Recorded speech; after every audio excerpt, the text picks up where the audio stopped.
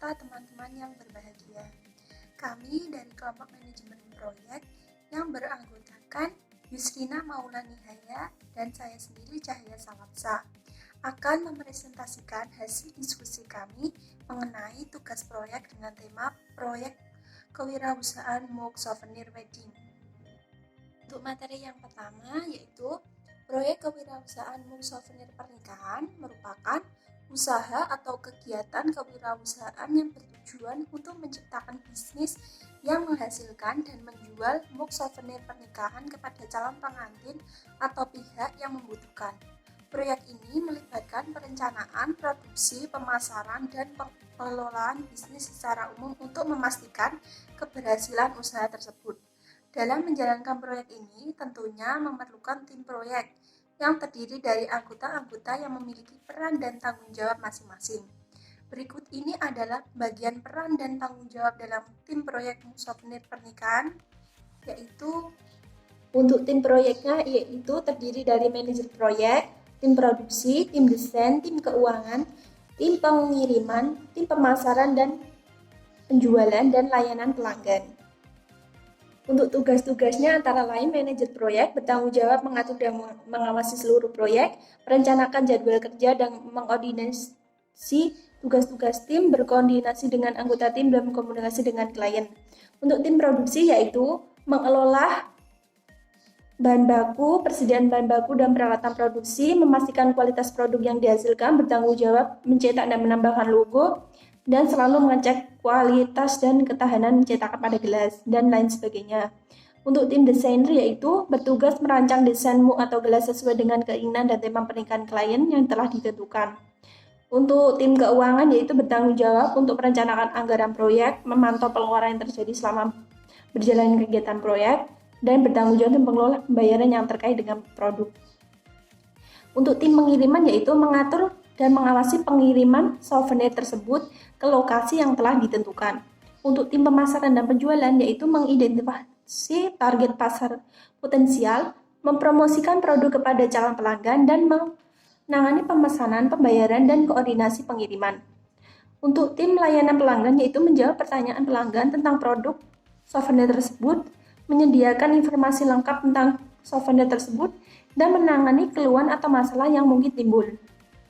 Untuk perencanaan proyek adalah proses merencanakan dan mengatur langkah-langkah yang diperlukan untuk mencapai tujuan proyek dengan efisien dan efektif.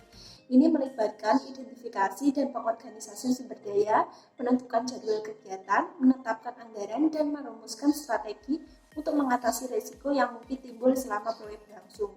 Tujuan dari perencanaan proyek adalah untuk memastikan bahwa proyek dapat diselesaikan dengan sukses dengan optimalkan penggunaan sumber daya yang tersedia seperti tenaga kerja, waktu, anggaran, dan peralatan.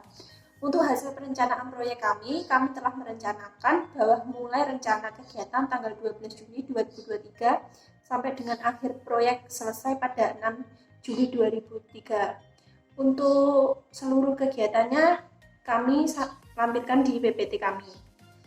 Pengendalian kontrol proyek adalah proses mengawasi dan mengatur kemajuan proyek untuk memastikan bahwa tujuan, jadwal, kualitas yang ditetapkan tercapai dan untuk mengetahui pengendalian apakah proses proyek yang dikerjakan sudah sesuai rencana apa belum.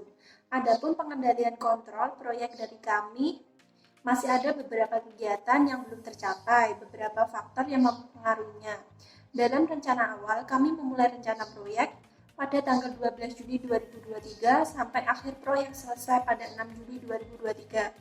Namun dalam pengendaliannya, kontrol ini kami memulai proyek pada tanggal 12 Juni 2023 sampai tanggal 10 Juli 2023 dengan selisih waktu 4 hari.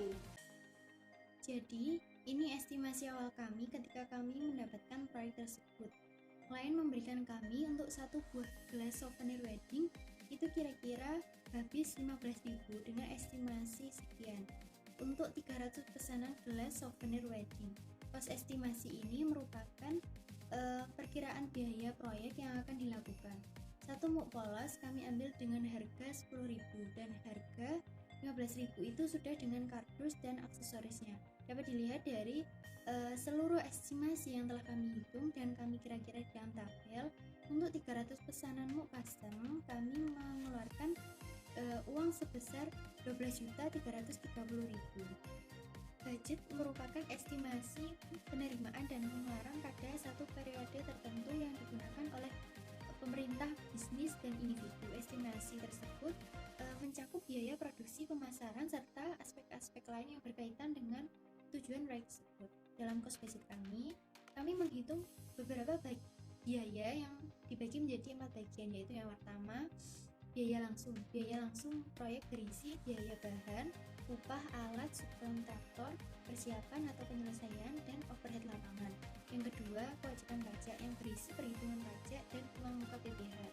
Yang ketiga, biaya tidak langsung yang berisi perhitungan overhead pusat dan penyusutan aktiva tetap. Dan yang terakhir yaitu cadangan. Dapat dilihat dalam tabel, total keseluruhan cost budget kami adalah 12.730.000 selisih 400.000 dengan estimasi di awal. WBS atau yang disebut struktur rincian kerja ini merupakan metode manajemen proyek yang digunakan untuk membentuk struktur hierarkis pelaporan. Struktur ini berguna untuk membagi pekerjaan atau memecah setiap proses pekerjaan menjadi bagian yang lebih detail. Tujuannya adalah untuk meningkatkan tingkat perencanaan proyek. Dalam WBS kami membagi menjadi 3 bagian, yaitu yang pertama alat dan bahan, 2 pegawai, dan yang ketiga pendukung. Untuk yang pegawai kami membagi pekerjaan menjadi 7, yaitu tim produksi, desain, keuangan, pengiriman, pemasaran, penjualan, dan layanan pelanggan. Jika diartikan, cost control artinya pengendalian biaya. Secara umum, pengertian cost control adalah upaya yang dilakukan perusahaan untuk mengendalikan pengeluaran bisnis.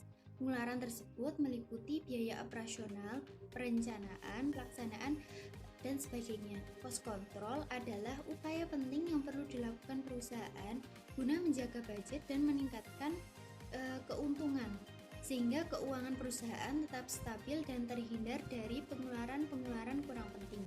Beberapa alasan lain mengapa cost control itu penting bagi bisnis diantaranya yaitu yang pertama, mencegah terjadinya over budget atau pembengkakan biaya melebihi target. Kemudian yang kedua, memastikan bahwa suatu proyek harus dapat diselesaikan tepat waktu agar tidak melebihi batasan. Yang ketiga, membantu perusahaan dalam membuat KPI, melacak progres pekerjaan, serta membuat keputusan penting terkait bisnis. Dan yang terakhir itu meningkatkan keuntungan. Adapun faktor yang mempengaruhi cost control ini ada 5, yaitu yang pertama, harga bahan baku. Harga tersebut merupakan jumlah biaya dari seluruh perlengkapan dan peralatan yang dibutuhkan dalam proyek. Lalu, bahan yang dipesan baik sebelum, saat, dan setelah proyek berjalan juga harus dimasukkan dalam perhitungan. Kemudian yang kedua, biaya tenaga kerja. 3, total biaya sebenarnya. Ini mencakup jumlah keseluruhan pengeluaran dari awal hingga akhir proyek. Yang keempat, perbedaan biaya. Maksudnya adalah perbedaan biaya asli dengan budget yang sudah dibuat. Misalnya, seperti yang sudah dijelaskan awal tadi, kami menetapkan budget untuk proyek 300 gelas muk custom souvenir wedding sebesar 12.330.000. Ternyata biaya asli yang perlu dikeluarkan perusahaan adalah senilai 12.730.000. Berarti terdapat selisih 400.000 yang menjadi tanggung jawab kami dan tim untuk mengatasi perbedaan biaya tersebut. Baik, sekian presentasi dari kami mengenai proyek Muglas Custom Wedding ini. Kurang lebihnya mohon maaf. Wassalamualaikum warahmatullahi wabarakatuh.